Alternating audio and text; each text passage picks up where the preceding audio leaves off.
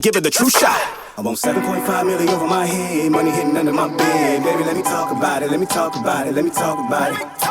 I'ma grind on heavy till the fam get fed. They gotta be good when I'm dead, man. Let me talk about it, let me talk about it, let me talk about it. I'ma grind on heavy till the fam get fed. They gotta be good when I'm dead, man. Let me talk about it, let me talk about it, let me talk about it. How my hair look? You good? Gotta ask how my hair look, bro. Yeah. No, It's a signature thing. It's essential. You know, I gotta do it, man. You got to. Hey, I want to thank everybody for tuning in for another episode of In True Form. I'm your host, Corey Truesdale, and I have a very special guest with me here today. I'm gonna give you a nice little intro here. So, all right. You know, I put something together. Okay. So yes, let's see. Tonight on In True Form, we have Elijah Rosario. Did I say that correct? You did say that right. There we go. Some people be like Rosario, huh? they be messing you up, bro. I answered either or. You know, I give people that grace. You give them the grace. Do what you do, man. All right, so we got Elijah Rosario, a contemporary Christian artist from Raleigh, whose journey is rooted in transformation and purpose.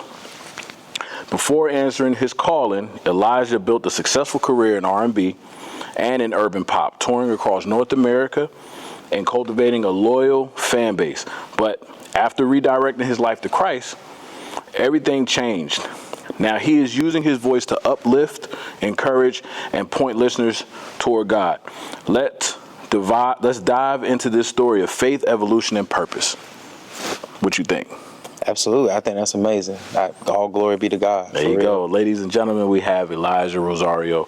Man, I appreciate you being here, bro. I appreciate you having me. You know what I'm saying? I know it's been a long time overdue. I reached out to Elijah some time ago when I was planning to throw this podcast together.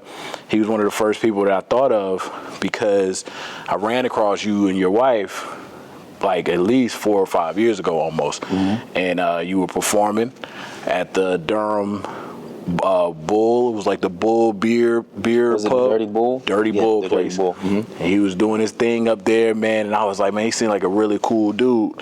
And at the time, I didn't have the podcast going. But I was just like, I just wanted to sit down and chop it up with y'all. Yeah. So I wound up doing your wife's photos downtown Raleigh. Yeah. Right before she had the baby. And she was on cloud 9 with the photos. Yeah. She was ready to dive into more pictures, and y'all popped another baby out. Yeah. What was your baby's name that you had after those photos? Zafira. Okay, Zafira. And how many do you have now? We have 2. It's 2. It's Catalina and Zafira. Okay. What's their ages, bro? Catalina 6 and Zafi is 2. 2.5 now. Tell me a little bit about those names, man. Where those names come from? Honestly, their mom came up with those names. She, you know, my wife is big on names. She decided to pick them out, and I know like Catalina. A lot of the reason why we chose Catalina at first, or she chose it, was because her, you know, on her mom's side, her mom, her grandmother, they all have names after flowers, and my wife's middle name is named after a flower. What's her middle name? Lily. Okay. So, and then my mother-in-law's first name is Lily. So, you know, all named after flowers. So her and I talked about it, and she was like, we should name our daughter Catalina. And and I chose both of their middle names. So my Catalina's middle name is Marcel, because we would always talk about if we had a boy, you know, we'd name him Marcellus. Marcellus. But we decided to go with Marcel. It was like, that's a, you know, cute name for a girl still. And then Zafi's name, I forgot. I can't remember the reason why she chose Zafira, but I know it has something to do with strength. And the name is fitting for her. Yeah. She's a strong child. They look like twins. They are That's identical. Crazy. I you know, it's crazy because I looked at them today and I was like, wow, I was like, you know, these are my 2 girls. Mm-hmm. We were playing at my mother-in-law's house. We were playing on the trampoline in the backyard, and they were just laying down on the trampoline. I looked at them and I was like, man, I have 2 girls. Like, that's crazy. And they both look almost alike. That's crazy, man. That's a blessing, though. They yours. Yeah, no, I told my wife the other day, I said, those kids are 100% mine. Like, Right. there's no way I could deny Yeah. my children. Like, they look just like me. You know, they have her in them too. They're a really healthy mix between her and I. Zafir is very much my wife's twin. Like the fierceness, the confidence, and the curiosity to try different things without hesitation. It's funny, I can get all that from a 2.5-year-old, but those traits are there. Yeah. I tell my wife all the time, like I pick on her a lot and be like, that's your twin, because like when she be acting crazy, I be like, that's your twin. That ain't me. That's you. Yeah, that's all you. but the good qualities too, she has them as well. So it's really cool, man, to see that in kids. I mean, you have kids too, so you know exactly how that is as a parent. I just watched a movie recently, and in the movie, I can't remember it, but Tossin, one of the actors, is in it with this other woman. I've never seen her before, but it's a love story. And, you know, long story short, she basically her car breaks down, or she gets stranded in a mountain type area, and then she goes out and tries to go back home and wind up breaking down, falling in the ice. Oh yeah, I just watched that Tyler Perry movie. Yes. Yes.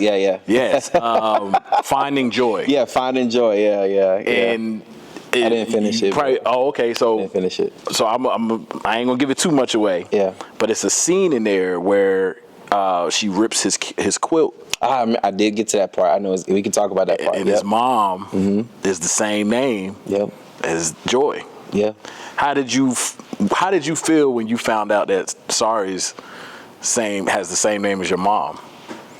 What was that like? What's crazy is like, so she actually has the same name as her. Her middle name is her mom. Oh, her mom's middle. Oh, okay. It's her mom's first name. But funny you bring that up. In a sense, it's kind of funny. I was thinking about Saudi and I's initials, and funny enough is Zafira. It's ZLM. ZLR for Zafi, because Zafir Louise, and Saudi's Saudi's in the middle initial is an L, and Kat has her middle initials same as mine. Mine is an M.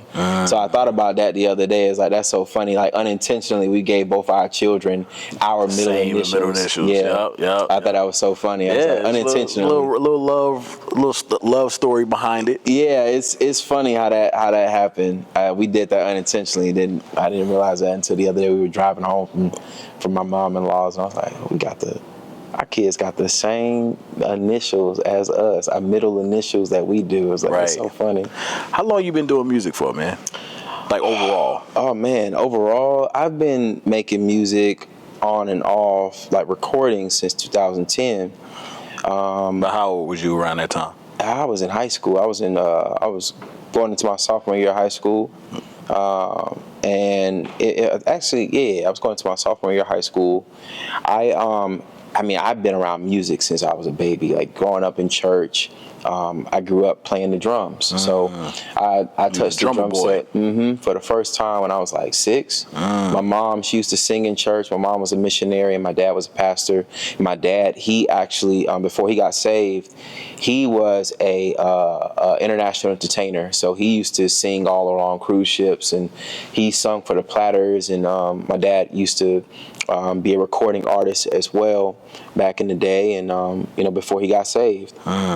So like, music's been in my family, it's passed down from my dad. At least I can trace it back to him, and all of us, we've been able to do it. But I was the one who wanted to pursue a career in it, and so I made that decision to want to pursue it in 2020. Not long after my mom passed, I was like, man, I want to really pursue this and figure this out, and just see what happens. Right.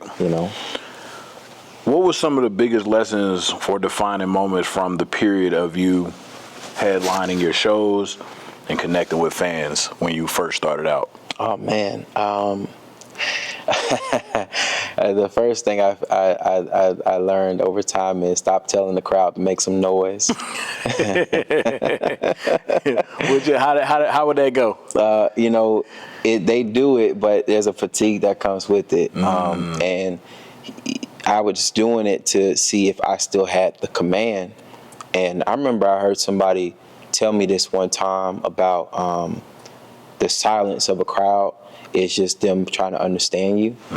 And you have to allow that to happen. I see. And so any new room I'd step into, any new audience I'd come across, I'd, engage with them initially, but all that makes some noise, this and the third. There was other ways to re-engage them back into the set where we just ask them a question. Sometimes I ask them, man, how was y'all's day? Right. Just let them know that they were seen. I never heard nobody say it like that before. Just let them know they were seen. Let them know that, you see them, you appreciate them for opening up to you. I think sometimes as a musician, we can get so caught up in us as the artist, how many people ain't listening to me or how many people aren't seeing me and stuff like that. And as I've gotten saved and recommitted my life to Christ and doing music for the Lord, I'm learning that really, this is for God, and God is taking this music and using it to serve the people and pull them to Christ. And somebody may have lost their faith, and this is to spark their faith. So it's me being of service. It's not about me getting any credit. It's about the people at the end of the day, about God always, and now first and foremost. And He uses that to touch the people. Right. That's it. I'm gonna dive into it. I got a few here, but I do want to I want to peel that layer back. Yeah. Because we know how transitions are. We know that a lot of the times where our calling starts here and then it ends up over here. Yeah. What transpired to change your calling in a sense? So, not throwing down your original calling, but what was that shift like when you transitioned from here to here with a whole new purpose? This episode of In True Form is brought to you by Super Deodorant. The aluminum-free, fragrance-free deodorant that actually works. You just put this under your armpits. Promise you. You know what I'm saying? Whether you're on stage or in the gym or chasing purpose, Super Deodorant has your back and your pits. No harsh chemicals, no irritation, just confidence that lasts. Visit superdeodorant.com/intrueform. And if you sign up today, you'll get 10% off your first order. Smell less, do more. Peace. Oh, that's a great question. You peel that layer back. Somebody asks you that. What are you thinking to yourself? You see what I'm saying? Absolutely. Well, the honest truth is that I always knew my calling. When I was a little boy, my mom and dad, when they were pregnant with me, they had an angel encounter, and the angel told them who I was going to be, what I was going to be like. Then don't ask me what they said, because I don't know. I never got that part of the story or that part of the prophecy. But since I was a little kid to understand sentences, it's always been put like God has a calling for your life. And I shared this testimony some months ago, but back in July. Back, about the peeped calling a little bit. I peeped a little bit of it. I didn't want to dive too much into it because I want you to. Yeah, God had, had said that He was going to let me go for a while, and let me go off and do my own thing. And growing up in the church, you can get so accustomed to coming to church, but not coming in relationship to God. That makes sense. I did that. I knew who God was. I believed in God. I believed in Jesus Christ. I never denied the faith, but sometimes denying the faith isn't always just saying it.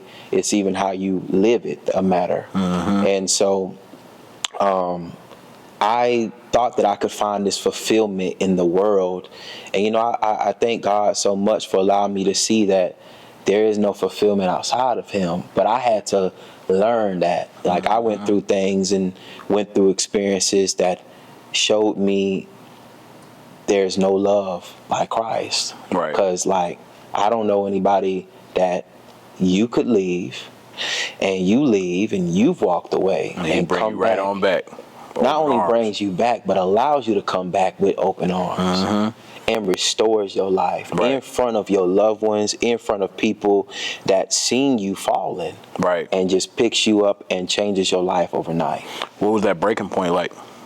Oh my goodness, man! It was last year. I was, you know, a lot of people don't know, but man, I mean, I was really depressed. I was going through a really, really tough time spiritually, emotionally, physically. I was very restless. Like I was trying to stay as busy as I could to avoid, you know, my real problem and traumas and pain, especially like after losing both my parents. You know, when I lost my mom in 2019, I had so much confusion and a lot of anger and a lot of resentment, and I just was like, you know, why her? You know, especially somebody who's living right, doing right. But, you know, I found closure in that later on. And even with my dad, like I had to find closure. There were things that, when my dad passed versus my mom passed, I didn't have regrets. There were things I wanted to do for her, but I was like, you know what? I was like, okay, but I got to see her. How far apart did they pass? 3 years. Well, 3.5. Sickness or? My mom passed away due to cancer. She had breast and kidney cancer. My dad passed away. He passed away in his sleep. And, Probably broken heart or something like that. I don't even know. Really?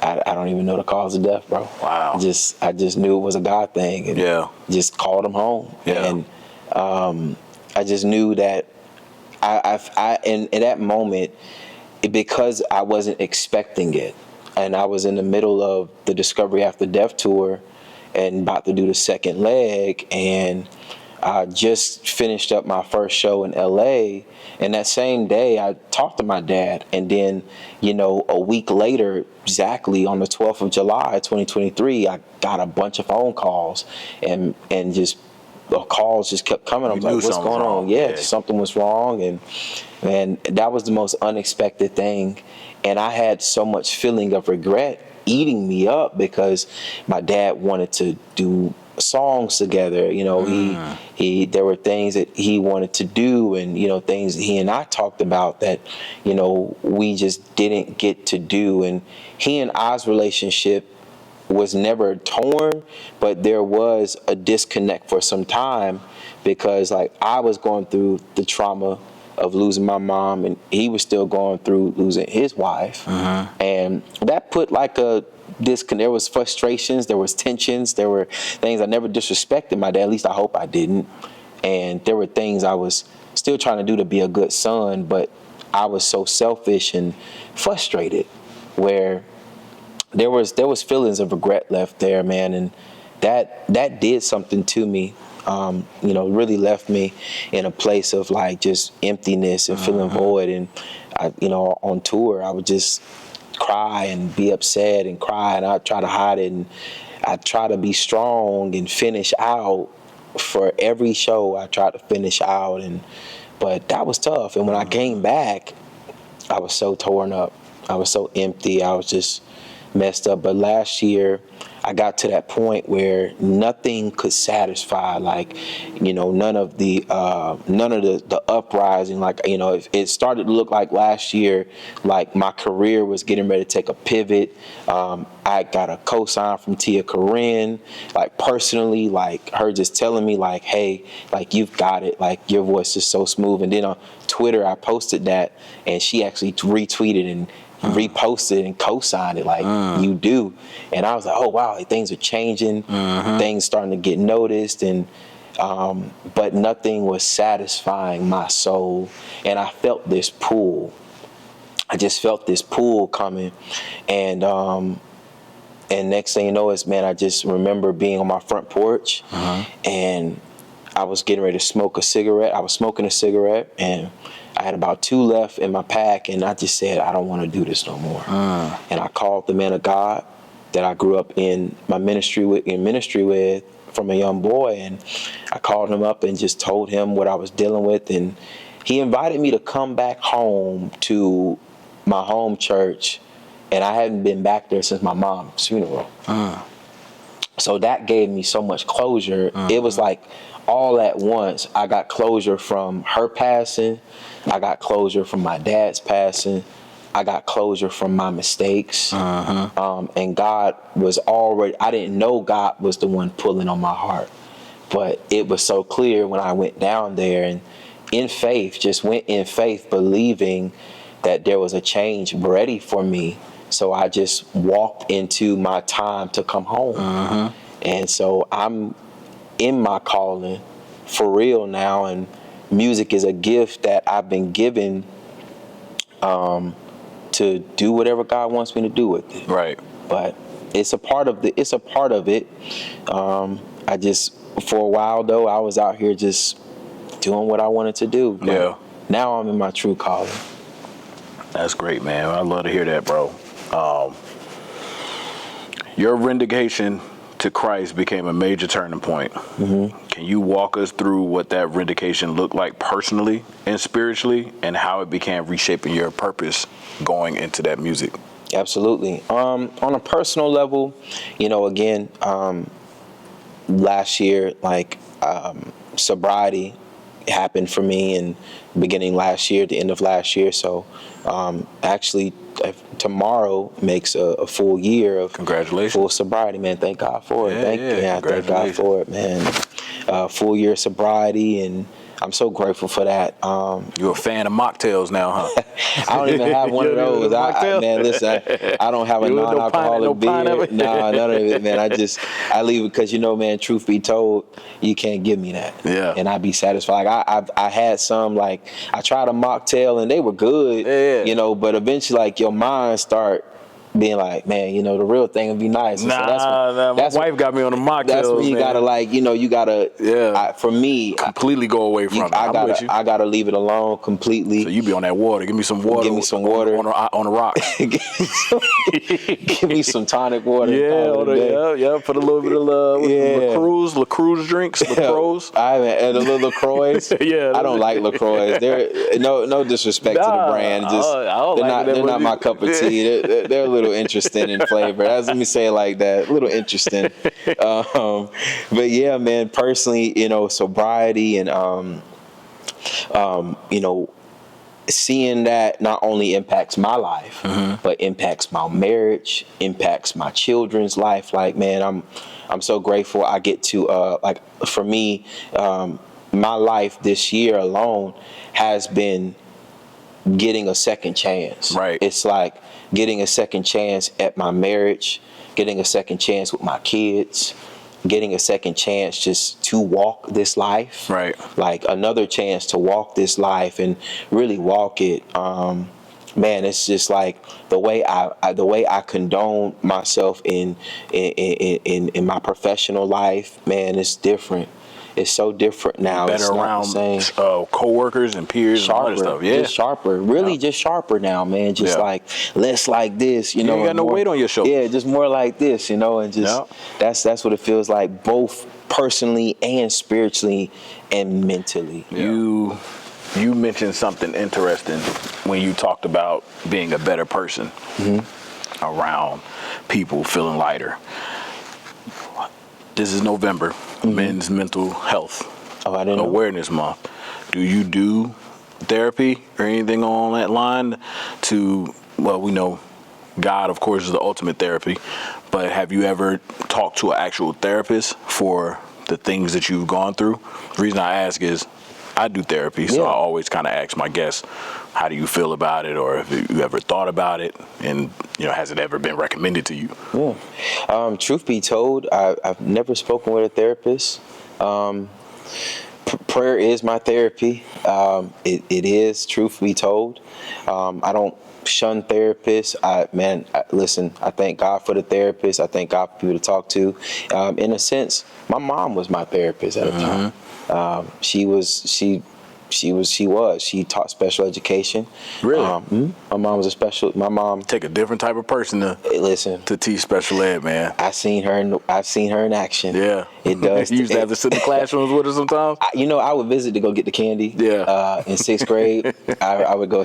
Did she teach at your school? She did in middle school. She never did get in trouble. middle school. Oh no, I got in trouble, and she'd tell them send his butt to in-school suspension. Man. If you got, listen, my mom didn't care. She didn't care if it was me, my brother. Didn't care.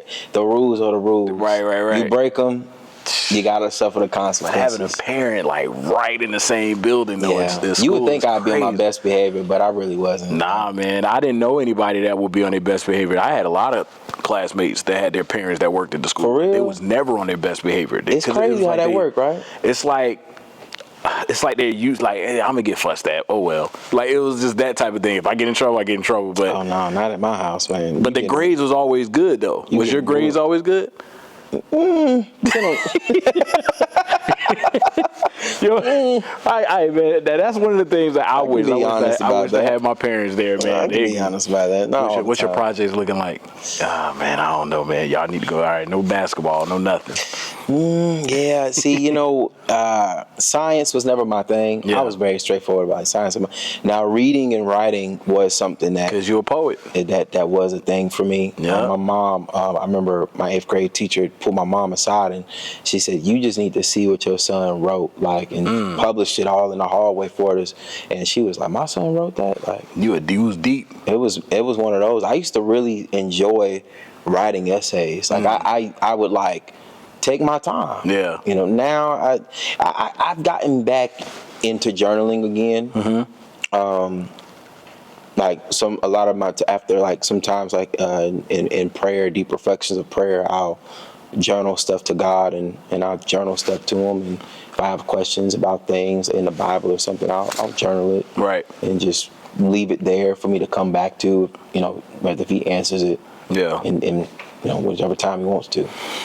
Going through your transition, man, and we all know, as a husband, as a man, as a father, especially you being a girl dad, going through your transition, how have you shown up at home? Like, what does that be like? If you was to tell the viewers, like, peeling back layers, this is what it was like when I went through my transition. And this is how I was with my kids and my wife prior. Yeah. And this is how I am now. If you was able to break that down, what does that look like? Absolutely. I mean, prior, man, I truly did not have a lot of concern. In full transparency, and there's no PC way for me to say it. The truth of the matter is, I used to.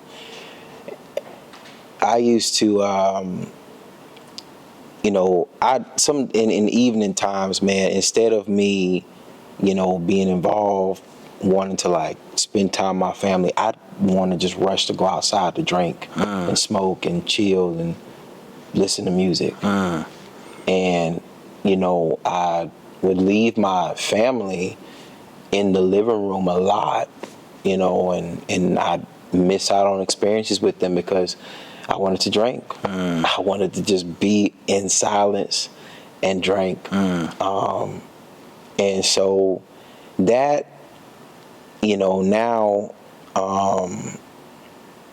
man, I'm asking my kids, I'm asking my daughter every day when she come off the bus, how was school? What was different about school? We're doing homework now together, and my wife, I listen to her again, and I think about her more again, and I be somewhere and I think of her. Yeah. And she at the forefront. Yeah, I appreciate her now, and I try my best now to show her that she's appreciated and she's welcomed in my orbit, in my space. What are some of those? What is some of those behaviors for those Absolutely out there who just is in that relationship piece, but they're kind of stuck? An example of just this last night, I was just with a friend last night grabbing some food, and I said, hey, I'm going to such and such. I know my wife really likes sushi. I said, hey, I'm going to such and such to get sushi. I was like, you want me to bring you a roll?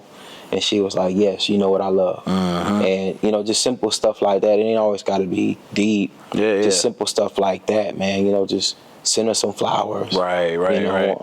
For my kids, man, I see something, and instead of me thinking about me getting right, I look at them like, man, I want to make sure they straight. Yep. You know, it's you come second. Yeah, second or third it's now. me taking the back. We talk about that service mentality. Yep. You know, it's a sense of serving and not serving for my gain, but again, like, so that my family sees Christ in me.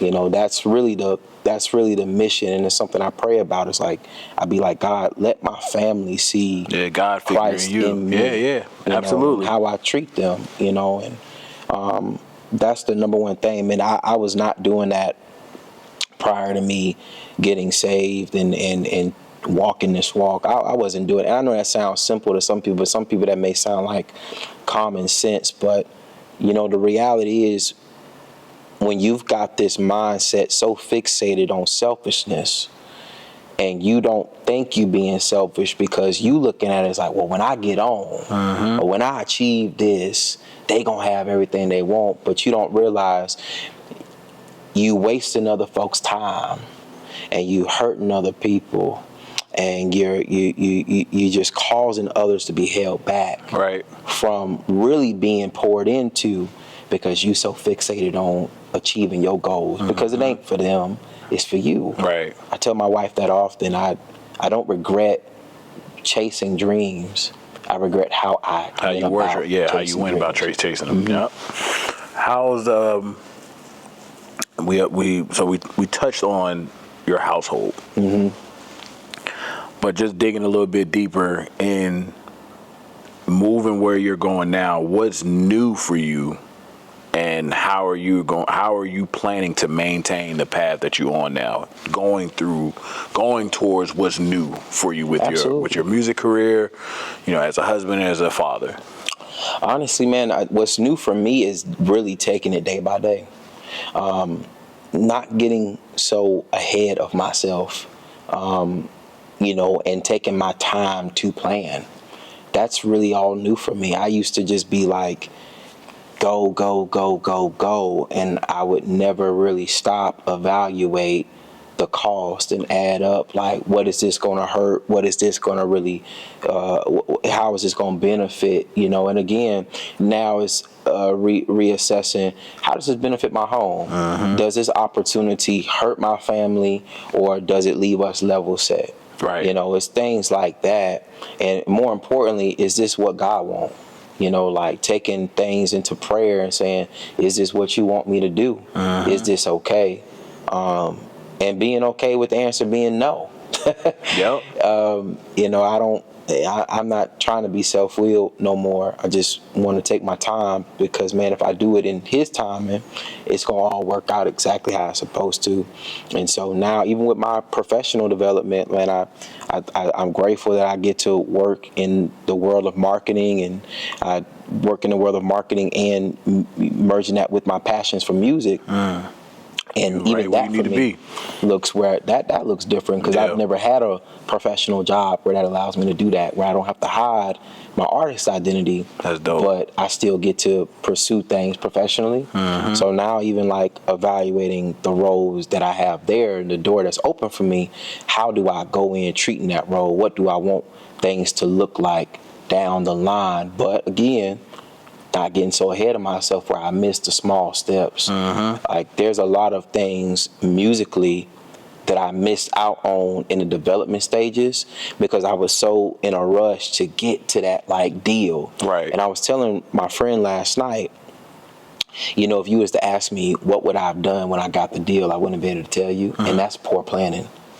I should be able to tell you. You should be able to say, if I get this, this is what I'm about to do. And boom, boom, boom. Not, when I get this, use the platform to, go bigger. Right. First of all, that's a stupid plan. Right, you right, could right. do that by yourself. Anytime, If you just really keep at it and you do it with the right attitude and you keep the momentum, eventually things will blossom, right? Right. That happens for everybody in every method of what you're doing. Like that happens. But the reality is like, man, it's like if somebody would say, man, what would you do if you got a call today to go hit like, somebody else's show and like, let's say like join Lecrae's tour or something. What would you do at that moment? Man, first thing I'd do is tell people about Jesus. Yeah. That's it. Because you got a testimony. That's it. Tell people Tell about your him. story. That's it. And do what I'm supposed to do in that moment and Right. keep it pushing. Right. What's in your tape deck now, man? I know tape deck is an old. No. What's in your aux, your playlist? What you rocking with? What's some 3 songs you rocking with right now? Oh man, right now the 3 songs. There's this artist by the name of Sunday. He's a Christian artist, real talented. He's got this song that I've been playing in rotation a lot called "Open My Eyes Up." Love that song. Yeah, I would say "Familiar" by Madison Ryan Ward, and "Cross the Ocean" by Lecrae. Okay. Yeah. I heard Lecrae some years ago. Yeah. And I always was really fond of his music. I gotta check out Sunday. And what's the other one you said? Madison Ryan Ward. Madison Ryan Ward. Yeah, very beautiful voice, amazing songstress. Oh, she's a woman. Oh, okay. Yeah, she's incredible. She's great, man. I love her music. Sunday, he's based out in the UK. Okay. I came up on his music literally top of this year. All right, that's noted. I'm gonna check that out. One of my last couple of questions that I have for you is, how's the relationship piece been? Doing R&B in the past and pop. Have those relationships that you cultivated in the past, are those still around, or they kind of vanished when you changed a different route? They went away. Yeah. Yeah. How did you feel about that? And no love lost and no hard feelings, but I made my choice. Yeah.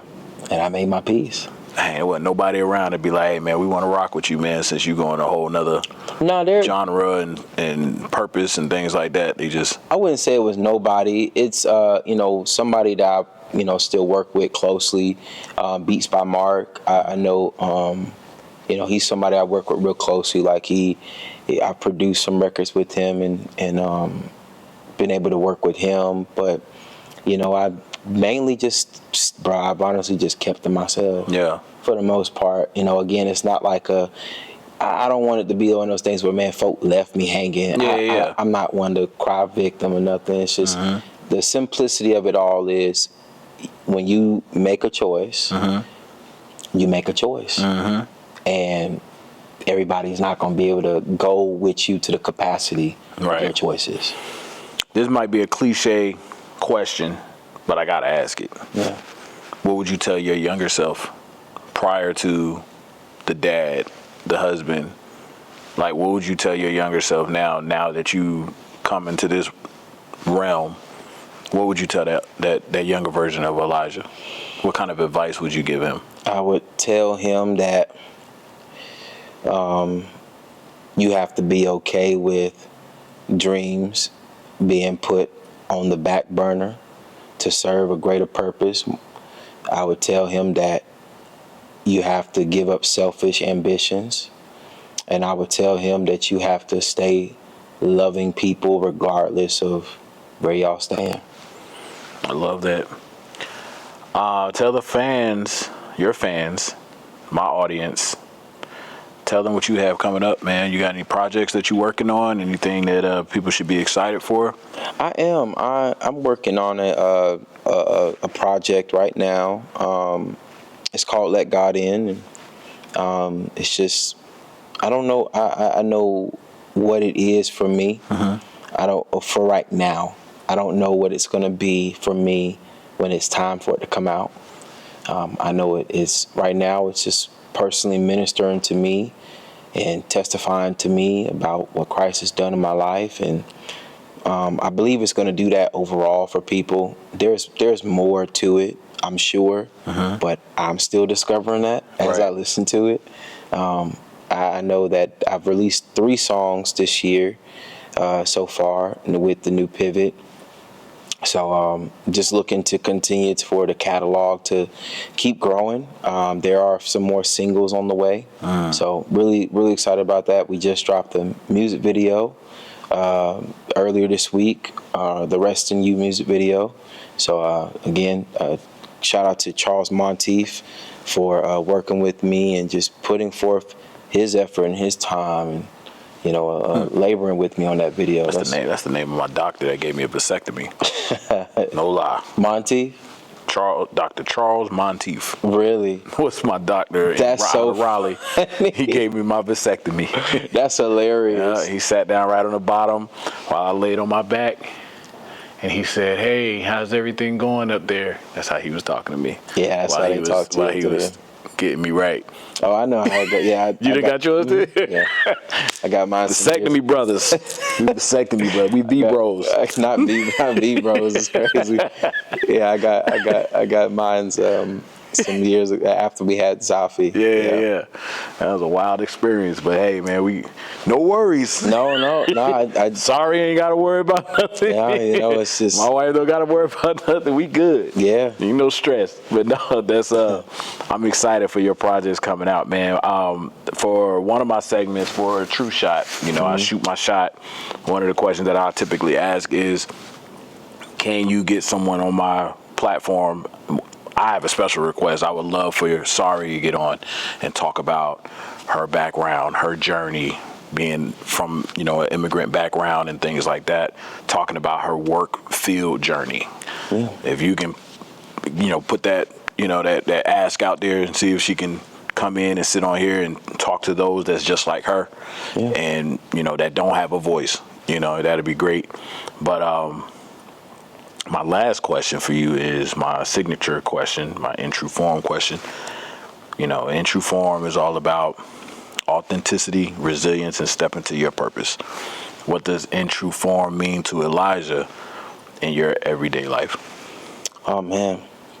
For me, being in true form is just not conforming to the pressures and the trends of matters and situations, being at peace with being alone, being kind even when nobody else is kind, and just not sweating the small stuff. It's so easy to get upset about the smallest things. It's crazy. I can get so annoyed by the smallest thing more than being annoyed by the biggest problem.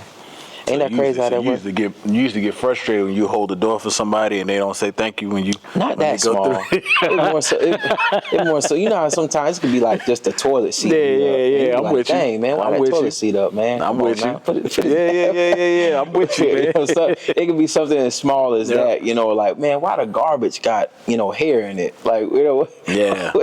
You just finding a reason to be in your feelings. Sometimes we can do that, and I'm guilty for that sometimes. And then I have to catch myself like, why are you complaining? Yeah. You know what I'm saying? Yeah. But those things, man, just being in accountability. Yeah. Accountability. That's huge. Oh man, just holding yourself, not being down on yourself, but being like, man, that was wrong. Right. Yeah. Recognizing it. And pointing it out. Cleaning it up and doing the best you can to not just clean it up for the moment, but learn from that. Right. And grow from it. Yeah. Hey, man, I'm proud of you, bro. If ain't nobody tell you. Thank God for it, man. I'm proud of you, bro. Like, it's you could tell growth in people, and it's wild because, this is our first time sitting down talking. Yeah. And ain't no telling what the conversation would have been like 3 years ago, 4 years ago. It wouldn't have been like this. You'd have been like, hey, man, you ain't got no wine in here, man. Yeah. You probably would have been on that type of time, but it's like you're reborn again. Yeah. You know what I'm saying? And you can tell it's a piece about yourself. And I appreciate you bringing that same piece my way because it's important for us married men and you know, things like that to kind of cultivate with one another. So, Absolutely. So I appreciate you, you know, blessing your presence here and sharing your story. It's got to be a part 2 because your journey ain't over with yet. Oh, no. You got a lot of stuff in store that I'm excited to watch from afar, and hopefully, you know, I can be a part of it. You know what I mean? And sharing your story for those that's like yourself, that's been where you are, that's still kind of here but don't know where to go. Hopefully, that story reaches them. So, Absolutely, man. Yeah. For real. Thank you so man. much for your time. Yeah, man. For the If you want to tell opportunity. anybody where they can find you at, bro. Yeah, you got can any find me at ElijahRosario.music. That's on TikTok, Instagram. But if you want to check out any of the music and hope it's be a blessing to your souls, check it out at Elijah Rosario. Yeah, hope you find me and hope you enjoy. For the true formatters, we appreciate y'all for joining us for another great episode of In True Form. It's been a great Sunday night. Amen. And the pastor said this morning, he said he woke up like this. The word was, I woke up like this. Yeah. So I can tell that you woke up like that, bro. And y'all take it easy. Peace out. Anyone? Appreciate you, big dog. Yes, sir. This is a great facility, man. Man, this is I a cool appreciate space, it. bro. Like this is, this look like something that you would see like on a movie. Yeah. Like, you know, like one of them like tech bro, it's on them tech movies or something.